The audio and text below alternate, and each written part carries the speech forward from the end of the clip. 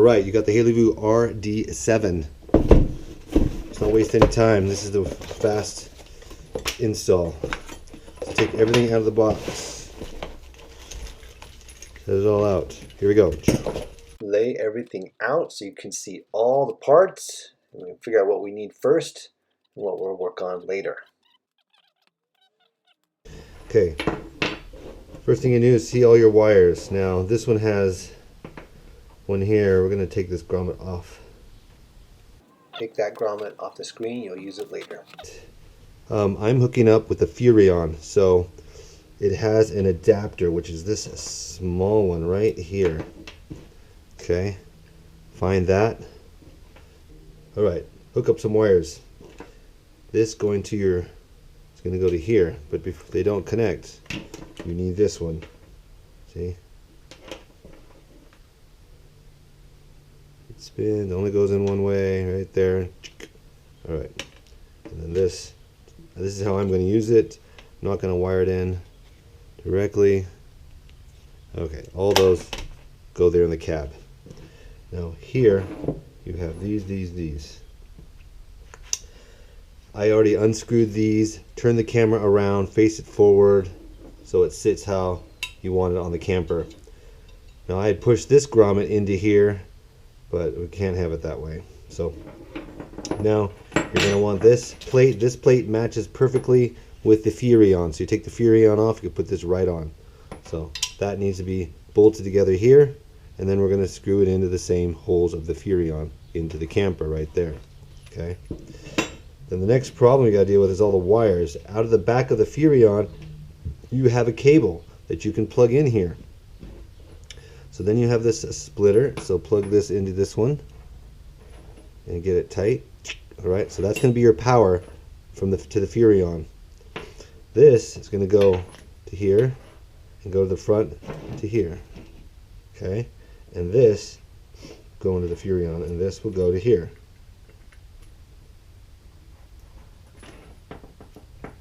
Alright, so that's basically how we're going to go. Power to the front of the cab, long all the way to the front. This, sending the signal over to here. Don't need this unless you're going to tap into one of the lights in the back. This one will replace this little shorty. If you're going to not use the Furrion wire, that you don't have that, you want to tap into one of your back lights, your running lights on your camper, you can use this one. So we don't need it for my situation, but it's the same thing as this. Alright. Pairing cable, another pairing cable. I don't think we need it. Okay, so now, step 2. Let's screw all this together. I think this has to do with that. This has to do with that. Okay. So, yeah, go ahead and get this turned around and set up correctly. And you can screw these out. Take them all the way off, turn the camera how you want it, put it all back together, and then use this to tighten it up. Alright, I think I've got it all tight already. Yeah. You can screw those in with the power drill, but then you'll hand tight, then you'll need the wrench. It's 8. Number 8.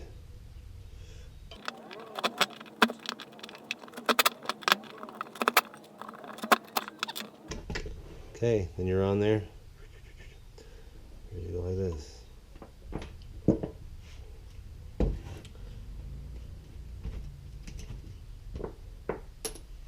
You need a square to take out the Furrion. Okay, we're going to take this out. The cable string. The little one here.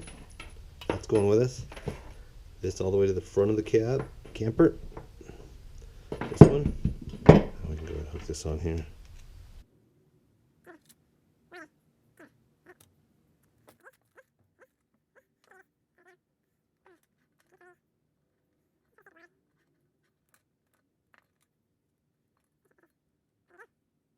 Right there.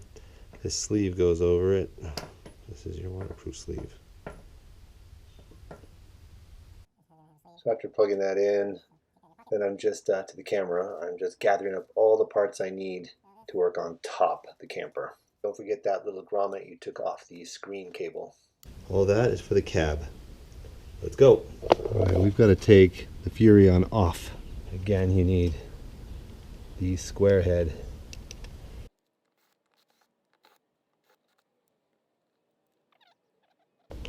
There's the plug we're going to go into. Okay, here we are. Take this rubber grommet and put it in here. So push this through.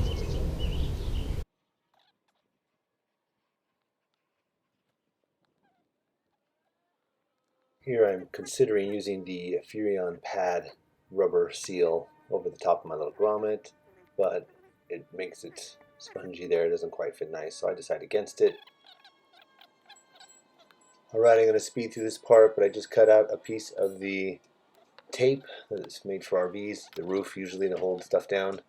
Once it sticks, it doesn't come up. So I cut a nice square piece, put a little hole in it, slide it up and I got the grommet already, but you know, with RVs, we're always fanatic about keeping water out. So covered that up. Then I mount the Haloview and go ahead and screw the 4 bolts on best you can. Try not to strip them because they aren't super solid. If you didn't have this die-cord, this tape, you could have cut this out or just left it up there and used that. But it felt like it was going to be wobbly and squishy. Okay, now we go up on the roof. Let's run it all the way to the front. So here I'm just wrapping some electrician's tape around the positive lead that came out of the Furrion spot, but it turned out to be a bad, weak connection. It's just a plug-in, so later I might come and cut that wire and wire it in more direct. I don't have a ladder to my roof to keep messing with it. So let's run this out, see if it works, and then we can tie it all down.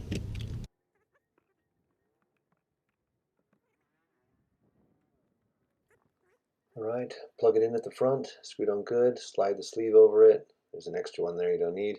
Now, I gotta figure out where to put this to get the best signal. So now we gotta get in the truck, bring the truck over here, and do some testing. Let's see if we have power. One light has power, one light is you're sending the signal to the camera. It has to be hooked up to the truck.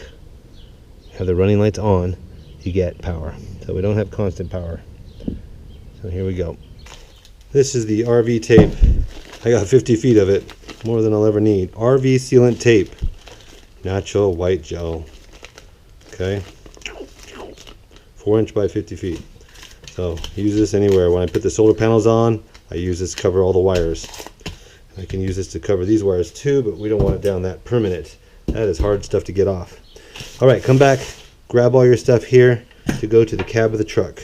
Okay, I believe these, what we need to hold on there, so I'm not sure if we need much of this anymore. We're going to leave that behind for now. I don't think we need this either. Nope. Okay, we're going to leave that. Tools. You'll need this in the cab because it tells you all the programming. This instructional manual does not tell you how to install it. It gives you some basic ideas of ways you can install it and the different cables they give you. Basic operation, right? And there's the antenna. But once you turn past that, right, how it all basically hooks up, it's all about programming, right? All the programs and how to run the screen. So they don't tell you how to use all those screws. That's why you need a video like this. Let's go to the truck. All right, we're in the truck, 2013 F-150. That helps you figure out where you want to put this. I don't know. This will slide on here, on the back.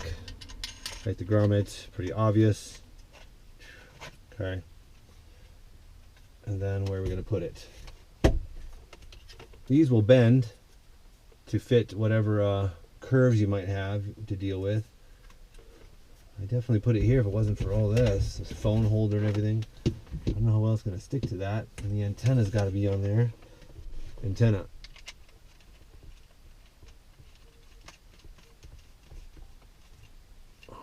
Definitely gonna want that bent, probably like that.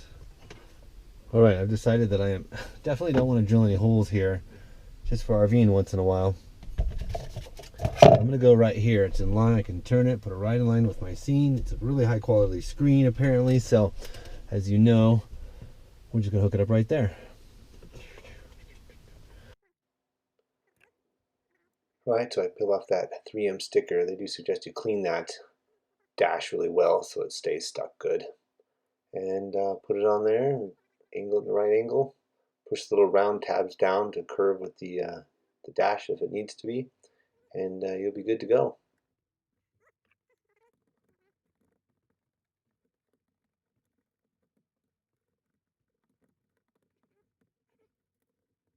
Which is nice because you can pull it off, put it in your hand while you're working on learning the menus and everything. You don't have to reach up here, you can hold it in your hand.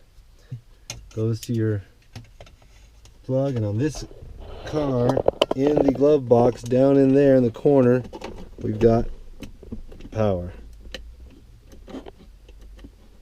So you plug in it, and this is also an on-off switch, on off, which is really nice. So that's going to go down there. I don't know if we're on or off. Okay, and then it comes up through there. You can close that, put the cables down, and then when we travel, we just leave it up there. And when we don't, we could take it down and put it in the glove box and hide it. And this is the sun cover if it's too bright. Turn on the running lights, and you've got a little power light. If you push the button on the side over here pretty hard, it says it's trying to get a signal out. So now we just got to get a signal to the screen. Alright, back on the roof, everything's working, so we're going to put down these cool little zip ties they give you. They snap down and lock over each one of these, although I want a clean area for it to stick well. I'll probably use some of my super tape on the ends, anywhere there's a problem. So get your water or something and clean your spot where you want to put it. You're going to put one there, right? I'm going to put one here.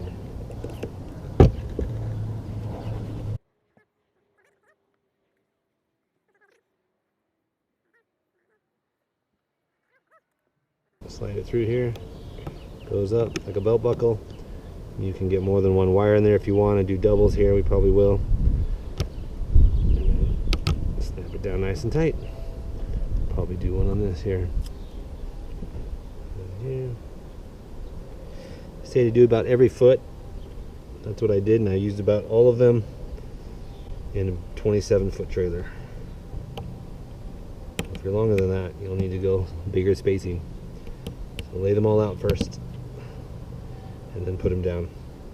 Fold them all the way down the front, and then we've got to deal with the big roll.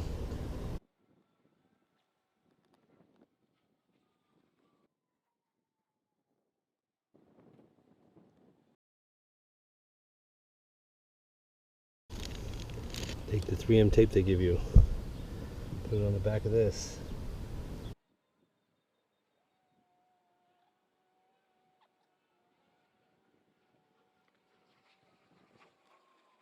Just put this piece on. You can do on the other side.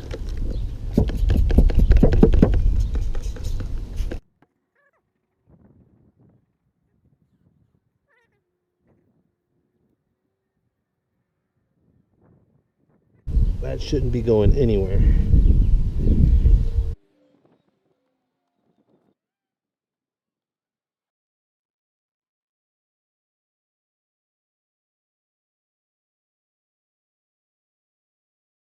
I thought this is pretty hard to tie down right here, so what if we just took the slack and went around this thing a couple times.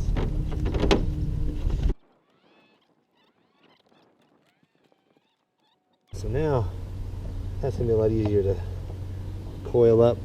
So now we got a lot less. Probably could have run them. I could run them through here.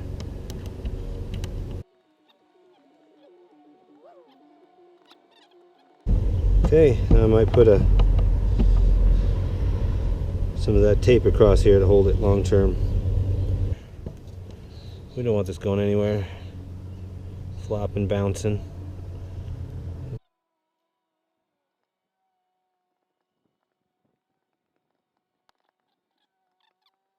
And the camera coming out there. All the way up to here. We wrapped around air conditioning.